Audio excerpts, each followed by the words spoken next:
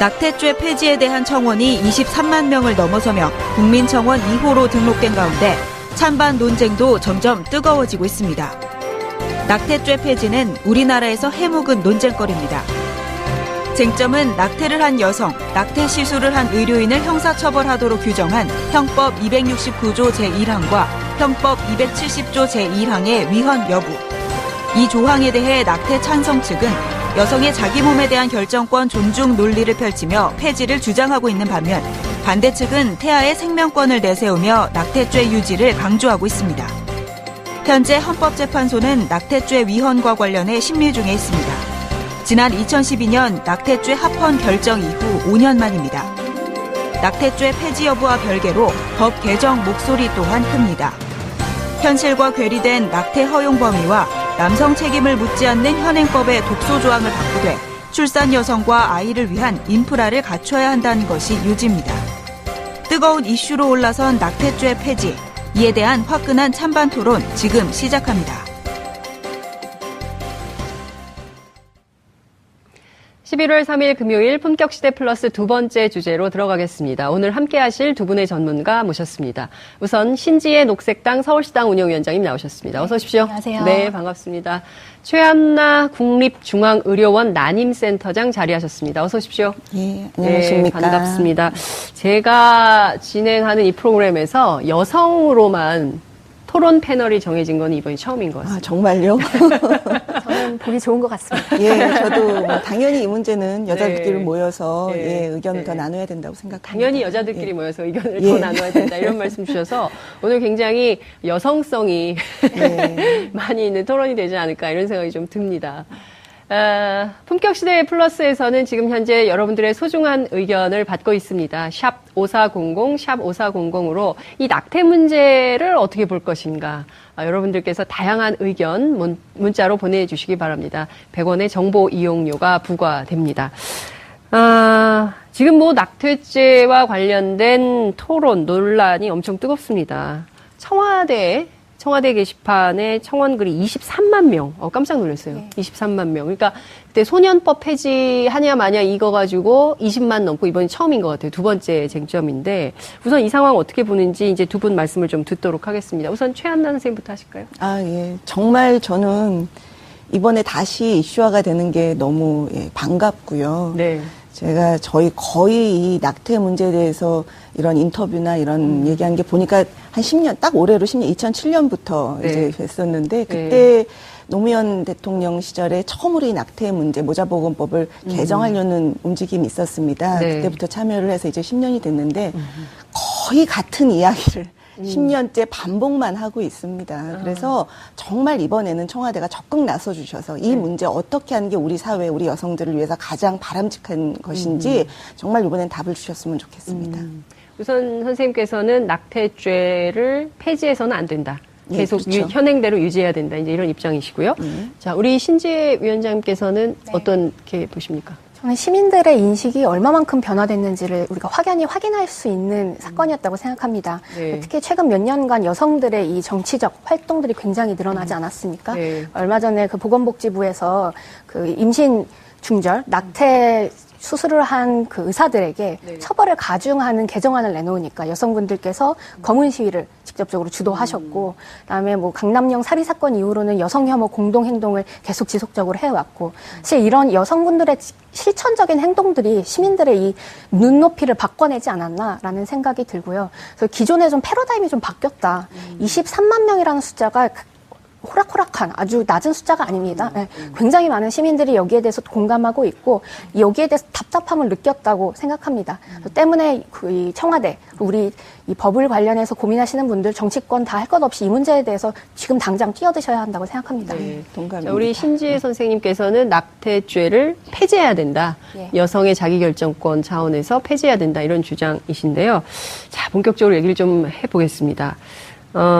어제 TBS 의뢰로 리얼미터 여론조사를 해봤더니요. 낙태죄를 폐지해야 된다는 의견이 51.9%, 그리고 유지해야 된다는 의견이 36.2%입니다. 그러니까 제가 노무현 정부 때 낙태죄 관련해서 엄청 뜨거웠었잖아요. 근데 그때 제가 사회부 기자였는데 그때는 여론이 유지가 훨씬 많았어요. 근데 이제 여론이 상당히 바뀐 거 아니냐. 그러니까 그렇죠. 지금의 사회는 폐지가 맞다. 이렇게 좀 폐지 쪽에 힘을 실어주는 것 같은데 어떠세요? 이 여론조사 결과 보시고. 예, 저는 충분히 국민들이 무슨 뜻으로 폐지를 찬성하는지 압니다. 왜냐하면 법이 있어도 전혀 현실에서 기능을 안 하니까 이런 법을 뭐하러 두냐 이 얘기거든요. 적극 공감을 하고요. 정말 낙태죄에 대해서는 우리나라는 거의 무법 천지인 상태다. 이건 법치국가라고 할 수 없을 정도예요. 그냥 법은 허울만. 다른 나라 사람들이 보면 대한민국은 굉장히 낙태를 이러이러하게 엄격하게 제한하는 이렇게 되지만 실제로는 정말 낙태가 합법인 나라들보다 거의 제한 없이 사실 그리고 전혀 정부의 관리 없이 이루어지고 있는 게 사실이거든요. 그래서 이런 죄라고 하는 게 형법을 만들었을 때 처벌이 목적이 아니지 않습니까? 낙태죄라는 거 결국은 낙태를 줄일 수 있는 기능을 하고자 만들었을 겁니다. 53년도에 처음 만들었을 때부터. 그리고 2007년도에 이걸 존치하고자 하시는 분들도 낙태가 무분별하게 늘어나는 거를 막고자 하는 취지로 하셨고 이번에 다시 폐지를 원하시는 분들도 낙태를 더 많이 하자는 얘기는 아닐 겁니다. 단지 기능을 안 하고 있는 법이니까 뭐하러 두냐 이런 주장이 이제 저는 제대로 현실을 보시는 응답이라고 보고요.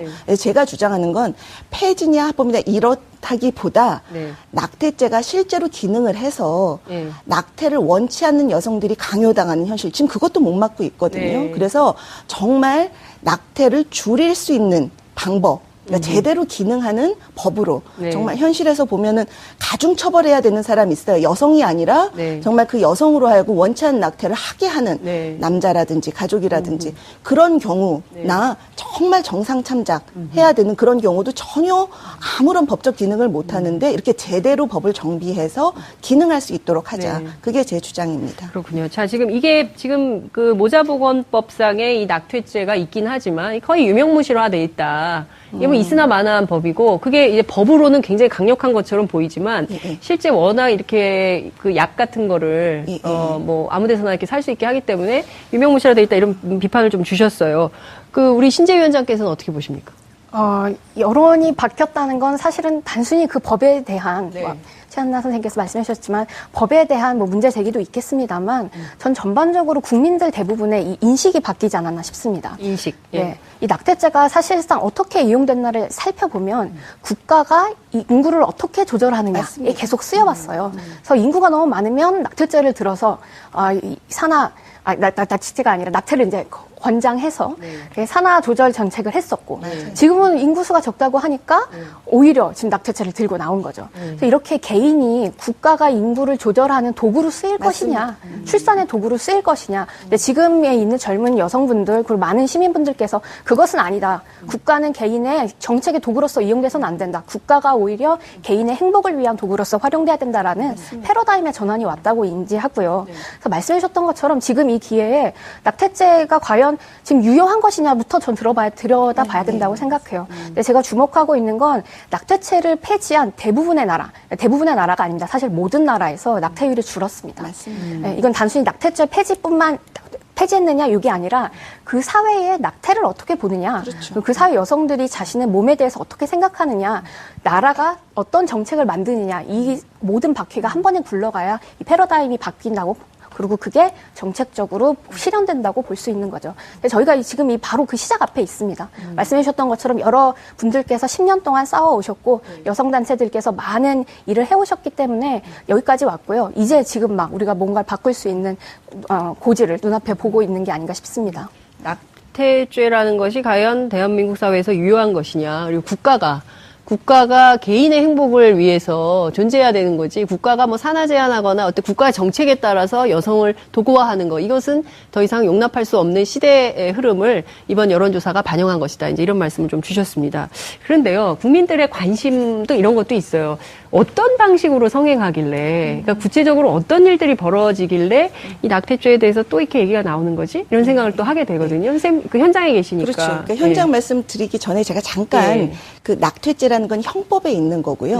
모자보건법, 그 73년도에 그러니까 박정희 대통령 시절에 계엄하에 네. 말씀하신 대로 인구를 줄일 목적으로 그러니까 여성의 성 건강이나 이런 논의 전혀 없이 당시에 있던 일본의 우생법 을 본따서 그냥 비상국무회의에서 국회 절차도 거치지 않고 만든 모자보건법 14조가 낙태죄의 그 형법에 걸리지 않게 낙태를 해도 되는 조항을 5가지 만든 그것이 지금 현실과 굉장히 안 맞다 이 말씀이십니다. 그러니까 모자보건법에서는 낙태를 허용하는 조항을 5개 있는 거고 낙태죄에서 처벌하는 규정은 형법에 있는 거고.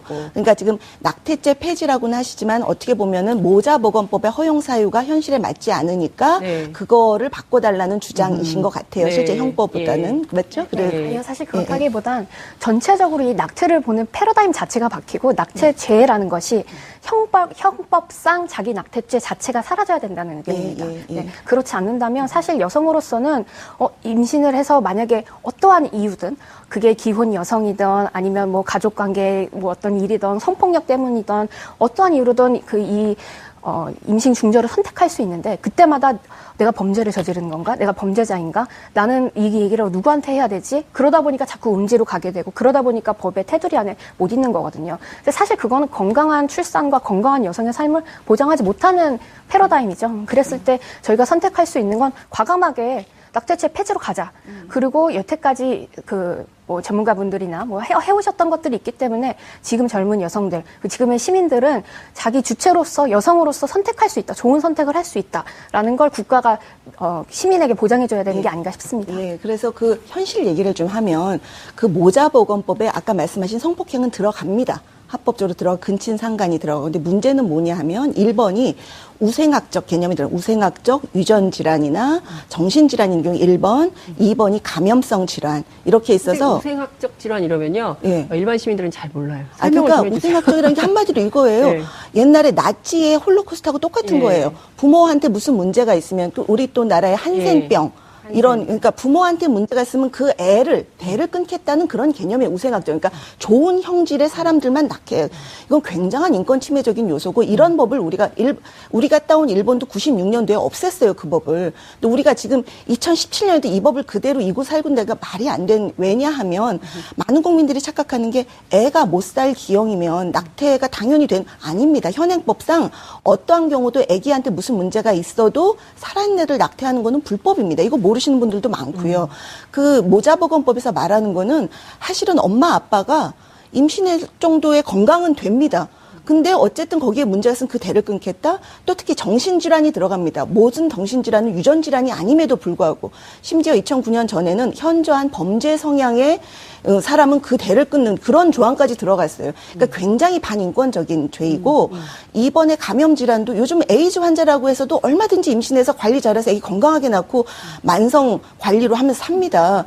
이건 전혀 조항, 그러니까 현대법하고 전혀 맞지 않는 조항이 들어가 있기 때문에 이건 바꿔야 된다고 단 거기에 사회경제적인 이유로도 내가 원할 때 낙태할 수 있게 해달라는 주장을 이제 여성단체에서 하는 거고 저희 의사들은 어쨌든 의사다 보니 의학적 이유로 이 임신을 유지하는 게 엄마에게 심각한 문제가 있는 경우 외에 사회경제적인 이유 때문에 낙태하는 걸 의사들이 찬성할 수는 없는 겁니다. 의사의 본분상. 그러니까 그거에 대해서는 사회가 논의해서 어쨌든 우리가 다 법 테두리 안에서 법 질서를 지킬 수 있도록 법을 개정하자 이 얘기입니다. 네, 사실 이 법 질서를 지키는 거 저도 중요하다고 생각합니다. 그리고 의사로서의 이렇게 본분을 지키시는 것도 참 중요하다고 생각하는데요. 사실 성폭력 사건도 좀 약간 예시로 잠깐 드셨는데 이 성폭력 사건에서 여성이 증빙하기가 굉장히 어렵습니다. 증명해내기가 자신의 이 성폭력 사실을. 예를 들면 여성들이 뭐 고소를 한 사실이 있어야 되고요. 그다음에 그거를 병원에서 증명을 받아와야 되고요. 뭐 이런 것들이 있기 때문에 개인 스스로가 고소 과정을 밟지 않는다면 그리고 뭐 성폭력 사건도 사실은 뭐 벌어진 지 한 달 만에 딱 이 사건이 종결됐습니다 하지 않잖아요. 사실은 가해자가 뭐 이런저런 이유로 계속 그 사건 조사 자체를 지연시키는 경우도 있고요. 근데 이때도 24주가 넘어가면 여성은 낙태를 할 수 없기 때문에 똑같이 낙태를 할 수 없습니다. 그러니까 이게 여러 가지 상황들이 있어요. 근데 이런 상황은 되고 저런 상황은 안 되고 이걸 법적으로 하나하나 규정하기 시작하면 언제나 사각지대에 있는 여성들이 생기기 마련이라는 겁니다. 그래서 여성들에게는 맞는 말씀입니다. 사회경제적 이유, 뭐 예전에는 여성단체들이 그렇게 얘기했습니다. 사회경제적 이유로 인한 낙태죄 없애야 된다. 사회 경제적 이유를 예외 조항으로 집어넣어야 된다라고 얘기했습니다만 지금은 달라졌습니다. 그걸 법적으로 하나하나 어떤 국가가 정책으로 제한하거나 들여다볼 수 없다는 걸 우리 모두 다 인지했기 때문에 그것이 아니라 전반적인 사회 패러다임 개혁, 그것은 곧 낙태죄 폐지, 형법상 자기 낙태죄 폐지까지 나아가야 된다고 현재 주장하고 있습니다. 그거는 정말 위험한 생각입니다. 그거는. 저 현장에서 본다면 정말 이게 우리가 낙태가 우리가 현장을 보지 않고 머리로만 생각해서 여자의 권리 이렇게 생각하면 정말 현장을 모르요. 저는 실제 낙태를 많이 해봤고 지금도 낙태한 여성을 매일 만납니다. 정말 원해서 내가 내 권리 행사로 오는 사람 극히 적습니다. 아까 강간은 솔직히 통계로도 한 0.2%밖에 안 돼요. 그러니까 강간보다는 대부분의 경우가 합의된 성관계를 하고 낳고 싶어도 못 낳아서 낙태를 하는 경우입니다. 어떤 경우인가요? 되게. 그러니까 사실은 제대로 피임을 안 하는 게 제일 많고 우리나라 낙태한 여성들의 60%가 아예 피임을 안 했고요. 네. 그 피임을 했다는 40% 중에서도 40%가 지뢰 사정. 이거 정말 요행을 바라는 수준. 그러니까 의사들은 그걸 피임이라고 얘기 안 해요. 네. 또 아니면 자기가 생각해서 날짜 피하는 주기법. 그걸 40%. 그러니까 거의 우리나라 국민들은 피임을 막연하게 생각합니다. 피임에 대한 책임을 여성, 남성 모두. 그러니까 우발적인 섹스도 문제지만 계획해서 하는 섹스에 있어서도 내가 설마 쉽게 이건 정말 우리 사회가 부끄럽게 생각해야 되는 게 우리 아이들에게 오만 교육을 다 시키는 이 교육률이 높은 나라에서 자기 건강을 지키는 어쨌든 기본적인 교육조차도 안 돼 있고 그렇게 해서 임신은 같이 해놓고 어쨌든 남자는 책임지지 않고 너 낙태 안 하면 너랑 안 만나겠다 뭐 이런 식의 이야기 결혼해서도 그러니까 원치 않아도 모든 여성은 낙태 순간에 다 두려움을 느끼고 괴로워합니다. 원치 않은 상황에서 몰린다는 거는 나올 수 없어서 낙태를 하는 건데 만약 낙태죄까지 없어지면 지금 불법인 상황도 그들을 막아주지 못하고 있는데 낙태죄마저 없어지면 그 낙태죄 합법인데 왜 안 하고 나한테 부양 책임을 지라고 하냐.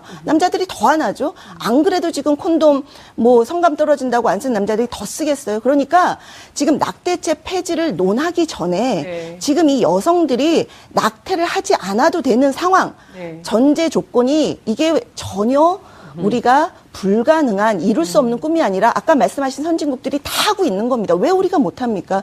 그거부터 제대로 하고 그다음에 낙태죄를 뭐 없애고 어째고 해야지 지금 같은 상황에서 낙태를 없애는 거는 여성들을 훨씬 위험한 상황으로 모는 겁니다. 오히려 낙태죄를 없애면 그나마 갖고 있었던 남성들의 어떤 책임감 이런 것들도 사라지고 자유로워지고 그리고 남성들의 그렇죠. 낙태죄 없애면 제일 좋은 건 남성들입니다. 나는 피임에 대해서 더 이상 낙태로 하면 되는데 부양의 책임도 마찬가지고 저는 절대로 찬성하지 않고 제가 2010년도에 진업이라고 해서 불법 낙태하지 말자고 하는 우리 운동을 해서 잠시 2달 동안 전국의 산부인과가 80% 줄었던 적이 있습니다.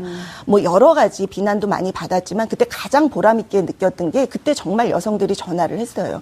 정말 뭐 부모 손에 끌려서 어디 가서 낙태를 했는데 예전 같으면 산부인과 간판인데 아무데나 들어가면 다 돈만 내면 해줬는데 요새 단속하니까 안 된다. 불과 2달이었지만 그래서 결국은 낙태를 안 해서 이 아이를 낳을 수 있었고 나중에 뭐 해피엔딩 뭐 남편이랑 어떻게 되고 저는 그때 정말 보람을 느꼈습니다. 이런 경우가 소수가 아니에요. 많은 여성들이 하고 싶어서 선택하는 게 아니라 어쩔 수 없어서 낳지 못해서 낙태로 선택을 하고 있는데 이들을 어떻게 보호할지를 먼저 국가가 답을 내놔야 됩니다. 그러니까 최한나 선생님 경우에는 오히려 낙태죄를 폐지하게 되면 여성들이 오히려 인권 사각지대에 놓이게 될 것이다. 그러니까 낙태를 안 해도 되는 상황을 만들어주는 게 전제고 그게 이제부터 시작이라고 우리 신 대표님 말씀하셨지만 우리의 사회 경제적 수준으로 봐서 너무나 늦은 겁니다. 이 상황이. 피임에 대한 권리, 피임에 대한 교육 또 제대로 지금 안 돼 있고 피임도 당당하게 주장이 안 되고 어떠한 상황에서 임신했어도 차별받지 않고 나아서 당당하게 국가의 지원을 요구할 권리 또 그 아기 아빠에 대해서 부양의 책임 애를 그러니까 결혼을 하든 안 하든 그 부양의 책임은 그 아빠가 져야 되는 겁니다. 외국 같은 데는 월급 차압해서 줍니다. 이런 모든 게 지금 안 돼 있습니다. 그런 상황에서 낙태죄만 폐지한다? 훨씬 여성들을 불리한 상황으로 몰고 가는 겁니다. 자, 이런 주장에 대해서 우리 신재 위원장께서 어떻게 반론하시겠습니까? 아니, 그럼 말씀하시는 것처럼 낙태죄가 폐지되기 전에는 여성들이 이 법 안에서 테두리 안에서 보호를 받느냐? 사실 그것도 아닙니다. 낙태죄를 이용해서 아까 뭐 남성 부양 책임 얘기하셨지만 오히려 여성들을 억압하는 남성들도 있어요. 그러니까 이 성폭력 상담소에서 굉장히 많이 빈번하게 발생하는 사례인데 과거에 뭐 자기가 뭐 여성분께서 이제 낙태 시술을 하신 거예요. 근데 그걸 남자가 알고 있으니까 너가 나랑 헤어지면 내가 고발하겠다. 그리고 너 이걸 나랑 관계를 이어나가야 내가 입을 다물고 있겠다. 그 다음에 금품을 요구하는 경우도 있고요. 협박이나 금품 요구의 수단으로 쓰인다는 네, 맞습니다. 거죠. 네. 그래서 여성들은 항상 계속 이렇게 이 낙태죄라는 것 아래에서 보호받지 못합니다. 근데 이거를 단순히 어떤 법조항, 낙태를 하면 범죄자고, 낙태를 하면 범죄자가 아니고 이것으로 남성이나 여성이 책임감을 부여받을 수 있다는 것 또한 저는 오해라고 생각합니다. 그것도 사실은 슬픈 이야기예요. 남성들이 나는 여기 책임지고 싶지 않은데 법 때문에 책임을 져야겠어? 아, 내가 진짜 참고 그냥 내가 살아야겠다. 이것도 저는 사실 슬픈 일이라고 생각하고요. 여성으로서도 내가 아이를 가진 것이 참 행복하고 말씀하신 것처럼 축복이어야 되는데 그게 아니라 이 법 때문에 내가 아이를 안 지어야겠다. 그리고 사실은 거기 중에서도 얼마나 많은 여성들이 평생 동안에 걸쳐서 다시 이 결정이 좋아졌어라고 생각하는지 저는 잘 모르겠습니다만 어떤 여성들은 거기에 대해서 끊임없이 계속 고통을 받고 있는 여성들도 있습니다. 그걸 저희가 무시하면 안 된다는 얘기고요. 그리고 또 낙태를 그렇게 생각하는 것이 좀 저는 편견이라고 생각합니다. 그러니까 어떤 여성이 낙태를 하느냐. 저희가 쉽게 떠올릴 수 있는 게 이거예요. 젊은 여성이 이런저런 남자들 만나다가 아이를 가졌는데 아이를 책임지고 싶지 않아서 낙태를 한다. 그것이 저희가 보통 갖고 있는 편견입니다만 사실은 그렇지 않습니다. 요새 한국에서 낙태가 늘어나는 가장 큰 이유 중에 하나가요. 시험관 시술 때문이에요. 시험관 시술을 하면 당연히는 아니다만 많은 경우에 다태아가 현상이 나타납니다. 그럼 거기에서 한 명의 태아를 잘 보살피기 위해서 그리고 산모의 안전을 위해서 다른 태아를 낙태하는 경우가 있어요. 시술적으로요. 네. 왜냐면 네 개나 5개 태아가 발견된 경우가 있으니까요. 그럼 그럴 때 우리가 낙태죄를 물을 수 있느냐? 그렇지 않습니다. 이런 때 또 낙태죄를 묻지 않습니다. 그러니까 사실 이게 법적으로 낙태라는 것이 제대로 규정되거나 논의된 적이 한 번도 없다는 거예요. 그리고 여기 또 그런 것도 있습니다. 기혼한 중년 여성들 중에서도 이 낙태 비율이 적지 않습니다. 그러니까 자기 남편한테 당신이 좀 피임 시술했으면 좋겠어 라고 차마 말하지 못하는 중년 여성들도 사실은 많고 그리고 집안 경제 사정, 가족 계획에 어긋난 임신을 하게 되는 경우도 많고 이 비율을 무시할 수가 없습니다. 그러니까 이렇게 우리가 낙태라는 것이 누가 한 명이 저지르는 범죄가 아니라 이 사회 전반적으로 현상적으로 나타나는 일이고요. 인류학적으로 보더라도 인류 역사에서 낙태가 없었던 적이 없습니다.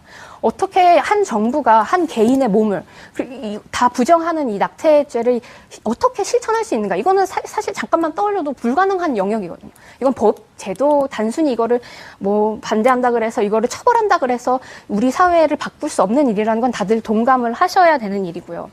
그리고 이런 문제도 있습니다. 왜 젊은 여성들이 피임을 자꾸 피임이래요. 낙태를 자꾸 음지에서 하게 되느냐. 그렇습니다. 사실 해외에서는 요새 미프진이라 그래가지고 대표적인 피임 약이 있어요. 네. 이걸 먹으면 거의 생리함인 것처럼 하혈을 하고 며칠간에 걸쳐서 이 낙태의 과정을 여성이 들어섭니다. 이게 몇 가지 기준들이 있습니다. 기간의 기준도 있고요. 전문가를 2명 이상 만나야 된다는 제도도 있고요. 그런데 어쨌든 이 미프진이라는 약은 WHO에서 권장하는 약입니다. 네. 이 필수 의약품에도 들어있어요. 근데 이런 쉬운 방법이 있음에도 한국은 이걸 낙태죄를 형벌상 낙태죄가 성립이 되니 이 약도 수입을 안 하고 있는 거예요. 그러니까 여성들이 지금 어떻게 됩니까? 제일 위험한 방법으로 수술을 택하고 있습니다. 그 자궁을 긁어내는 거 그게 얼마나 아마 약간 선생님께서도 말씀하실 테지만 얼마나 이게 몸에 안 좋습니까? 그런데 국가가 그걸 다 관리할 수 있느냐? 관리할 수 없다. 그렇다면 우리는 현실적으로 이 여성들의 슬픔 고통 이런 것에 눈 돌리지 않고 의학계가 정치계가 할 수 있는 일을 선택해야 한다는 겁니다. 네. 지금 대부분 전적으로 동의를 하고요. 네. 기혼이 더 많습니다. 아직도 6대4 정도로 기혼이 많고 기혼 여성의 낙태율이 더 많다는 그렇죠. 거죠. 예. 네. 그리고 여러 번 섹스해서 여러 남자 만나서 임신하는 게 아니지 않습니까? 단 한 번에 특히 20대 초반에 가장 임신력 좋을 때 보통 내가 설마 단 한 번에 임신된 경우가 많기 때문에 낙태에 대한 편견 그런 건 당연히 없어져야 되는 거고 아까 말씀하셨던 것처럼 낙태는 어떻게 하든지 하는 게 애만 없어지는 게 아니라 그 여성의 건강에 낙태해서 더 건강해지는 사람이 있냐고요. 안 하는 게 건강한 겁니다. 그러니까 이 문제가 그냥 우리가 머릿속으로 생각하는 권리 문제가 아니라 어떻게 하면 낙태를 안 하게 줄이게 하는 것이 우리의 앞으로 논의의 방향과 앞으로 정부의 대책이 돼야 된다는 말씀을 계속 드리는 거고, 처벌의 얘기가 아니라 당연히. 그리고 아까 말씀하신 것처럼 낙태 뭐 협박하는, 당연히 그 남자 처벌하게 해야죠. 당연히 낙태를 종용했고 그걸 협박한 협박죄 당연히 처벌할 수 있도록, 오히려 낙태죄가 그런 사안별로 더 법 기능을 할 수 있도록 더 기능을 만들자. 제대로 그 말씀이고. 예를 들어서 형법상 낙태죄가 성립한다면 사실 그 여성도 낙태의 범죄자인 거예요. 그러니까 사실은 얘기할 수 없는 거죠. 그런데 저는 사실은 법학자가 아니라서, 근데 제가 말하는 처벌의 대상은 여성이 아닙니다. 여성은 낙태 문제에서 분명히 피해자입니다.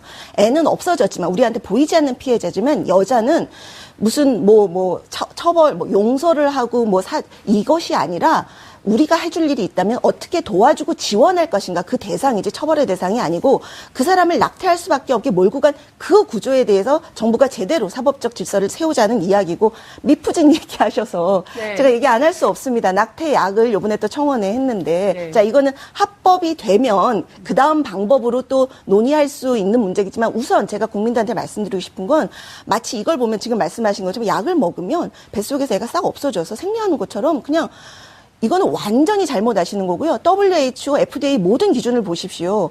어디서 약을 그렇게 먹어서 그렇게 하는지. 이것이 뭐냐 하면, 애는 임신을 하는 순간 어쨌든 그게 밖으로 다 나와야 유산이 됩니다. 수술이라는 거는 의사가 마취하고 의사 관리에 한번 수술로 끝내는 거고, 약은 일단 먹어서 애를 죽이고, 자라고 있는 애를 죽이고, 죽인 애가 다 밖으로 나오려면 자궁에 억제를 쥐어짜야 됩니다. 그 약입니다. 그래서 한 번에 안 되고 며칠에서 최대한 몇 주 또 걸릴 수 있기 때문에 FDA에서 임신 7주, 49일 이내에 쓰는 걸로 권하고 있고, 유럽에서 더 넓게 쓴 나라도 8주, 그러니까 9주 이내, 8주까지만 쓰는 걸로 권하는 이유가 뭐냐면, 벌써 그때만 돼도 애가 3cm 정도 돼요. 머리, 팔다리 다 생기기 시작을 하는데 애가 쉽게 안 나와요. 그러니까 일부는 걸쳐있고 일부는 나오고, 출혈이 과다해서 과다출혈로 사망하거나 훨씬 더 위험해질 수 있고, 의사도 훨씬 더 여러 번 만납니다. 이거를 마치 더 쉬운 아주 판타스틱한 약처럼 얘기하시는 거는 굉장히 위험한 겁니다. 그 수술에 대해서는 사실 그 약이 어떤 마술적인 약이다라고 말씀드리는 건 아니고요. 사실상 유산이 아니라면 낙태를 선택하는 대부분의 여성들에겐 선택권이 3개밖에 없습니다. 그 우리가 알고 있는 자궁을 드러내서 하는, 긁어내면서 하는 수술, 그 다음에 흡입술, 그 다음에 약, 이 3가지가 다예요. 근데 낙태를 선택한 여성들에게 무엇을 준 것이 가장 안전하냐? 지금 현재의 의료법상, 의료체계상, 그리고 지금 현재 의학기술상 국가는 여성에게, 그리고 시민들에게 최선의 의료체계를, 의료기술을 보여줘야 되는 그 법이 있습니다. 근데 그게 약이 아니라니까요? 최선이 약이 아니고. 그럼 어떤 게 최선이라고 생각하시죠? 그러니까 아기는 나오려면 수술로 하든 약으로 하든 분명히 여성의 몸에는 그만큼 치명적인 상처를 남기는 거예요. 그러니까 이게 거기에서 차이가 나는 아니. 그건 정말 그 약을 안 써보셔서 그러는 거고. 지금 우리가 이걸 한 2시간 정도는 했어야 되는데요. 지금 3시 14분 30초, 31초 지나고 있습니다. 지금 시간이 6분 저에게 남아있는데 지금 쟁점이 확 붙고 있어서 제가 끼어들기가 애매해서 두 분 말씀하시라고 쭉 빠져 있었는데 말씀 주신 대로 정말 낙태하지 않아도 되는 사회. 그리고 애를 낳으면 국가가 책임지는 사회. 아니. 그런 시스템이 된다면. 애를 낳으면 국가가 책임짐은 이미, 그게 지금 맨날 그 국가의 저출산 정책인데. 그래서 되냐고요. 그게 아니라 애를 낳으면 아니라 임신한 순간부터 책임지라는 얘기예요. 왜 그걸 주장 안 합니까? 여성들이 임신한 순간부터 내가 누구랑 임신을 했던, 어떤 상황에 임신했던 내 아이를 중심으로 나를 지원해라. 그럼 많은 여성들이 용기를 낼 겁니다. 근데 나서 애 아빠가 있냐 없냐, 혼인 관계냐 이런 거에 따라서 차별을 하니까 결국 여성들이 낙태로 몰려갈 수밖에 없는 겁니다. 자, 여성 인권 그리고 태아도 생명이기 때문에 이 낙태죄를 폐지해서는 안 된다. 그리고 이것을 유지해서 더 낙태를 하지 않아도 되는 국가를 만드는 것이 훨씬 더 정책적으로 유효한 수단이다. 이제 이런 말씀을 좀 주셨고요. 그렇게 하기에는 여성의 자기결정권 문제도 있고, 여성의 자기결정권에 앞서서 여성 인권 차원에서라도 선택할 수 있는 수단의 폭을, 그리고 무엇보다도 국가가 개인의 몸에 개입하는 것은 옳지 않다. 이런 이제 그 패러다임 차원에서 말씀도 주셨습니다. 이제 시간이 15분 53초 흐르고 있어서 시간이 정말 짧게 남아 있는데요. 태아도 사람이다.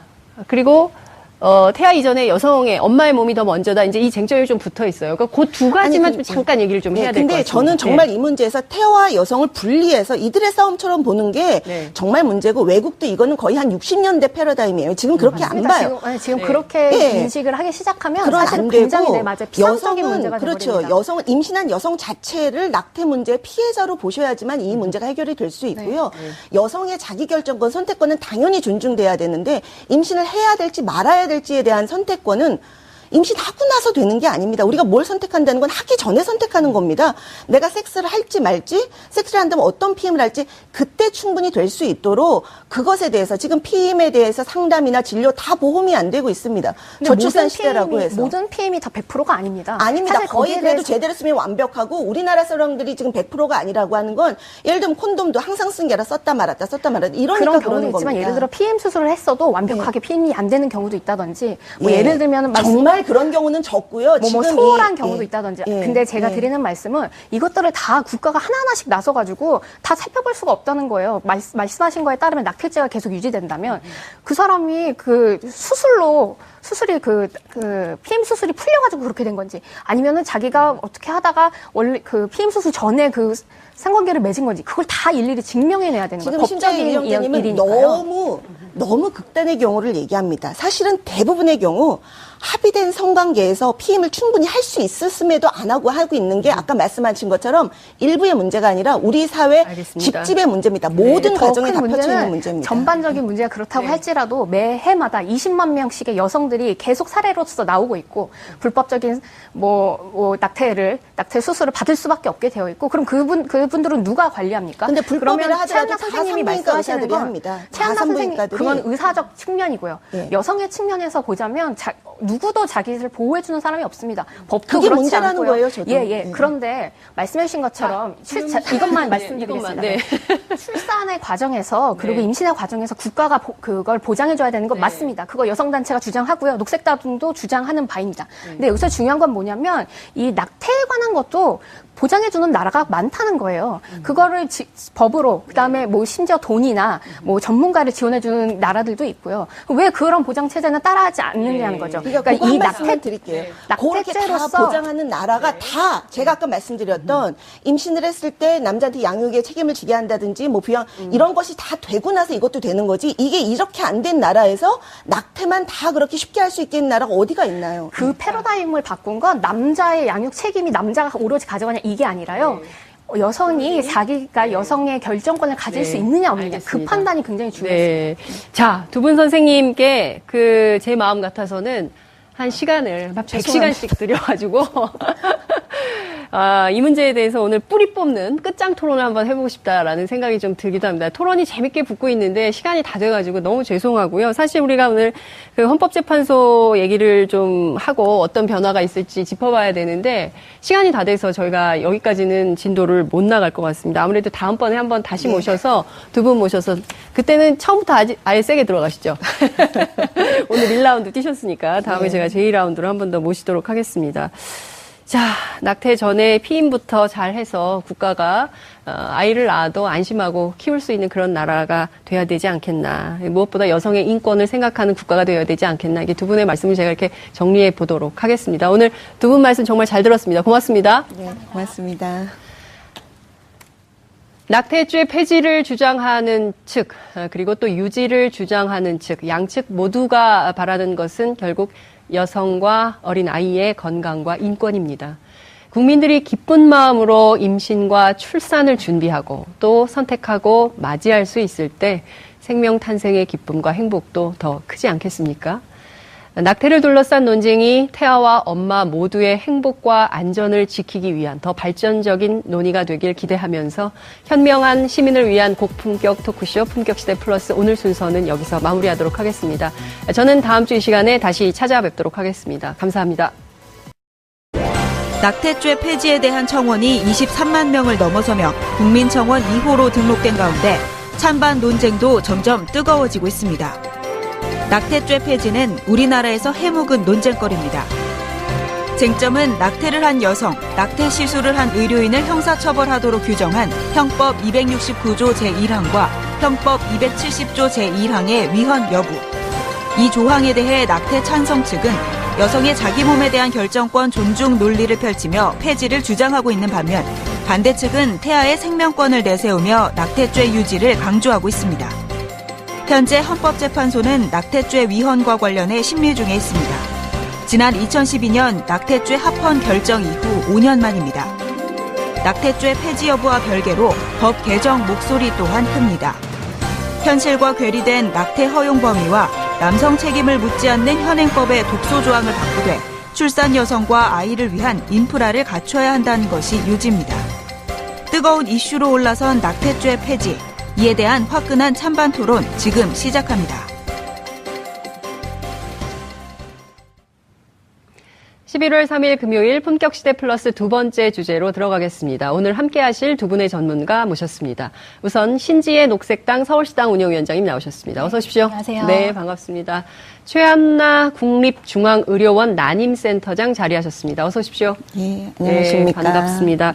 제가 진행하는 이 프로그램에서 여성으로만 토론 패널이 정해진 건 이번이 처음인 것 같습니다. 아, 정말요? 저는 보기 좋은 것 같습니다. 예, 저도 뭐 당연히 이 문제는 여자들끼리 네. 모여서 네. 예, 의견을 네. 더 나눠야 된다고 생각합니다. 당연히 여자들끼리 예. 모여서 의견을 예. 더 나눠야 된다 이런 말씀 주셔서 오늘 굉장히 여성성이 네. 많이 있는 토론이 되지 않을까 이런 생각이 좀 듭니다. 품격시대 플러스에서는 지금 현재 여러분들의 소중한 의견을 받고 있습니다. 샵 5400, 샵 5400으로 이 낙태 문제를 어떻게 볼 것인가. 여러분들께서 다양한 의견 문자로 보내주시기 바랍니다. 100원의 정보 이용료가 부과됩니다.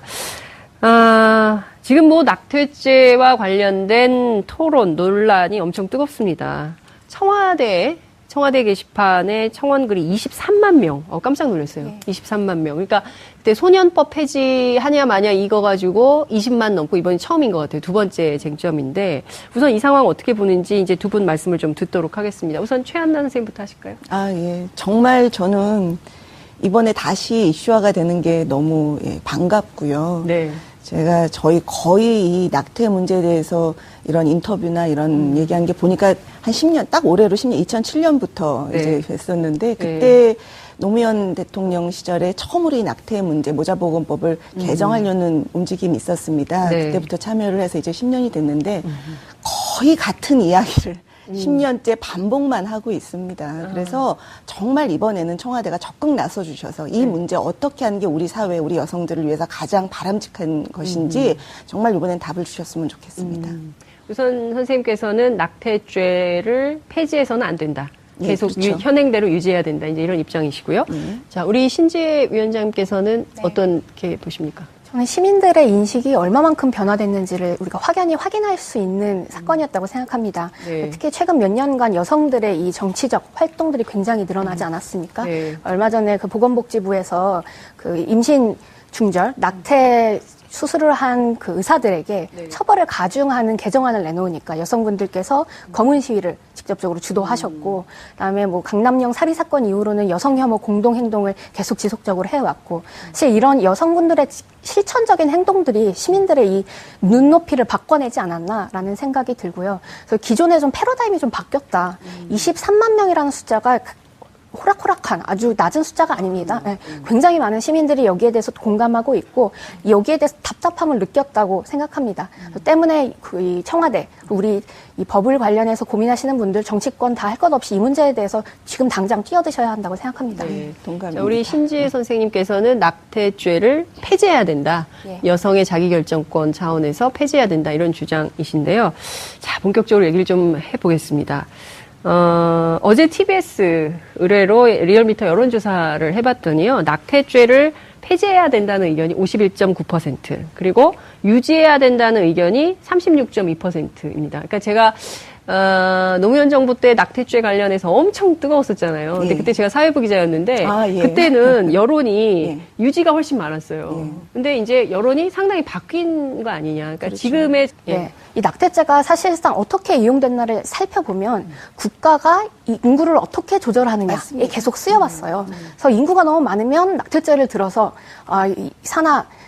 나치가 아니라 낙태를 이제 권장해서 산화 조절 정책을 했었고 지금은 인구수가 적다고 하니까 오히려 지금 낙태죄를 들고 나온 거죠. 그래서 이렇게 개인이 국가가 인구를 조절하는 도구로 쓰일 것이냐, 출산의 도구로 쓰일 것이냐. 근데 지금에 있는 젊은 여성분들 그리고 많은 시민분들께서 그것은 아니다. 국가는 개인의 정책의 도구로서 이용돼서는 안 된다. 국가가 오히려 개인의 행복을 위한 도구로서 활용돼야 된다라는 패러다임의 전환이 왔다고 인지하고요. 그래서 말씀해 주셨던 것처럼 지금 이 기회에 낙태죄가 과연 지금 유효한 것이냐부터 전 들여다봐야 된다고 생각해요. 근데 제가 주목하고 있는 건 낙태죄를 폐지한 대부분의 나라가 아닙니다. 사실 모든 나라에서 낙태율이 줄었습니다. 맞습니다. 네, 이건 단순히 낙태죄 폐지했느냐 이게 아니라 그 사회의 낙태를 어떻게 보느냐, 그렇죠. 그 사회 여성들이 자신의 몸에 대해서 어떻게 생각하느냐, 나라가 어떤 정책을 만드느냐, 이 모든 바퀴가 한 번에 굴러가야 이 패러다임이 바뀐다고.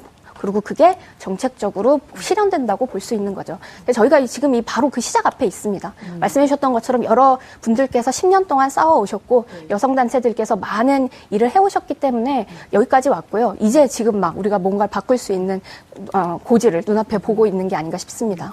낙태죄라는 것이 과연 대한민국 사회에서 유효한 것이냐, 그리고 국가가 개인의 행복을 위해서 존재해야 되는 거지, 국가가 뭐 산하 제한하거나 어떤 국가의 정책에 따라서 여성을 도구화하는 거, 이것은 더 이상 용납할 수 없는 시대의 흐름을 이번 여론조사가 반영한 것이다. 이제 이런 말씀을 좀 주셨습니다. 그런데요, 국민들의 관심도 이런 것도 있어요.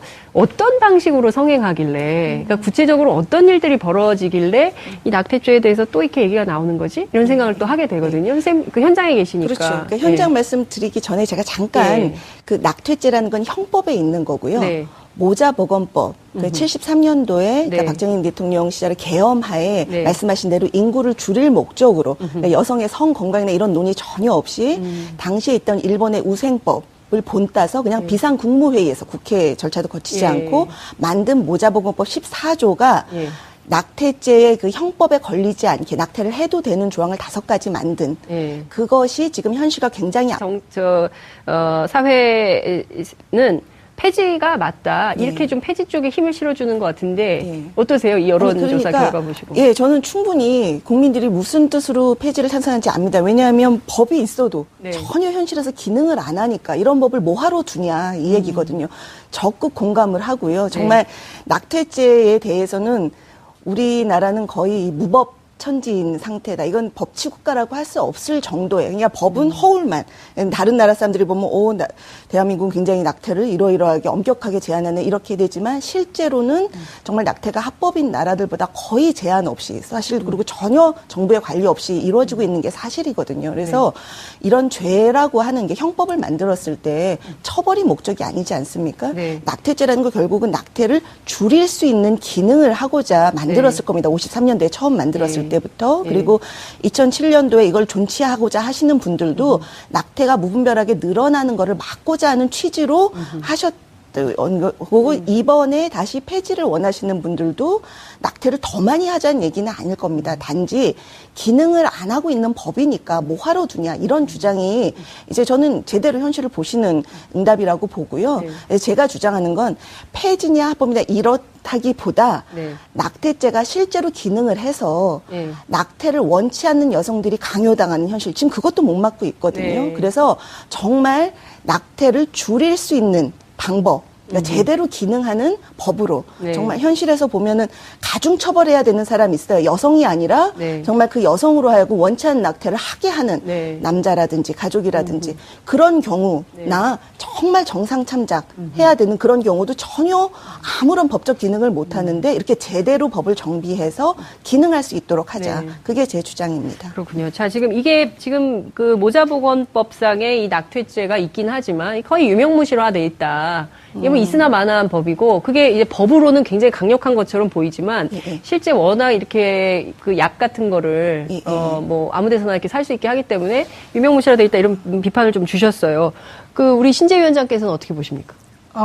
여론이 바뀌었다는 건 사실은 단순히 그 법에 대한 최한나 선생님께서 말씀해 주셨지만 법에 대한 뭐 문제 제기도 있겠습니다만 전 전반적으로 국민들 대부분의 이 인식이 바뀌지 않았나 싶습니다. 인식. 안 맞다 이 말씀이십니다. 그러니까 모자보건법에서는 낙태를 허용하는 조항을 5개 있는 거고 네. 낙태죄에서 처벌하는 규정은 형법에 있는 거고. 그러니까 지금 낙태죄 폐지라고는 하시지만 어떻게 보면은 모자보건법의 허용 사유가 현실에 맞지 않으니까 네. 그거를 바꿔달라는 주장이신 것 같아요. 네. 실제 형법보다는. 예. 맞죠? 그래. 아니요, 사실 그렇다기보단 전체적으로 이 낙태를 보는 패러다임 자체가 바뀌고 낙태죄라는 것이 형법상 자기 낙태죄 자체가 사라져야 된다는 의견입니다. 네, 그렇지 않는다면 사실 여성으로서는 임신을 해서 만약에 어떠한 이유든 그게 기혼 여성이든 아니면 뭐 가족관계 뭐 어떤 일이든 성폭력 때문이든 어떠한 이유로든 임신 중절을 선택할 수 있는데 그때마다 내가 범죄를 저지르는 건가? 내가 범죄자인가? 나는 이 얘기를 누구한테 해야 되지? 그러다 보니까 자꾸 음지로 가게 되고 그러다 보니까 법의 테두리 안에 못 있는 거거든요. 근데 사실 그거는 건강한 출산과 건강한 여성의 삶을 보장하지 못하는 패러다임이죠. 그랬을 때 저희가 선택할 수 있는 건 과감하게 낙태죄 폐지로 가자. 그리고 여태까지 뭐 전문가분들이나 뭐 해오셨던 것들이 있기 때문에 지금 젊은 여성들, 지금의 시민들은 자기 주체로서 여성으로서 선택할 수 있다. 좋은 선택을 할 수 있다라는 걸 국가가 시민에게 보장해줘야 되는 게 아닌가 싶습니다. 네, 그래서 그 현실 얘기를 좀 하면 그 모자보건법에 아까 말씀하신 성폭행은 들어갑니다. 합법적으로 들어가 근친 상간이 들어가고 근데 문제는 뭐냐 하면 1번이 우생학적 개념이 들어요. 우생학적 유전 질환이나 정신 질환인 경우 1번, 2번이 감염성 질환 이렇게 있어서 우생학적 질환 이러면요. 예. 일반 시민들은 잘 몰라요. 그러니까 우생학적이라는 게 한마디로 이거예요. 네. 옛날에 나치의 홀로코스트하고 똑같은 예. 거예요. 부모한테 무슨 문제가 있으면 또 우리 또 나라의 한센병 그러니까 부모한테 문제가 있으면 그 배를 끊겠다는 그런 개념의 우생학적. 그러니까 좋은 형질의 사람들만 낳게. 이건 굉장한 인권 침해적인 요소고 이런 법을 우리가 따온 일본도 96년도에 없앴어요, 그 법을. 근데 우리가 지금 2017년에도 이 법을 그대로 이고 살고 내가 말이 안 된, 왜냐하면 많은 국민들이 착각하는 게 애가 못 살 기형이면 낙태가 당연히 아닙니다. 현행법상 어떠한 경우도 애기한테 무슨 문제가 있어도 살아있는 애를 낙태하는 거는 불법입니다. 이거 모르시는 분들도 많고요. 그 모자보건법에서 말하는 거는 사실은 엄마 아빠가 임신할 정도의 건강은 됩니다. 근데 어쨌든 거기에 문제가 있으면 그 대를 끊겠다. 또 특히 정신질환이 들어갑니다. 모든 정신질환은 유전질환이 아니면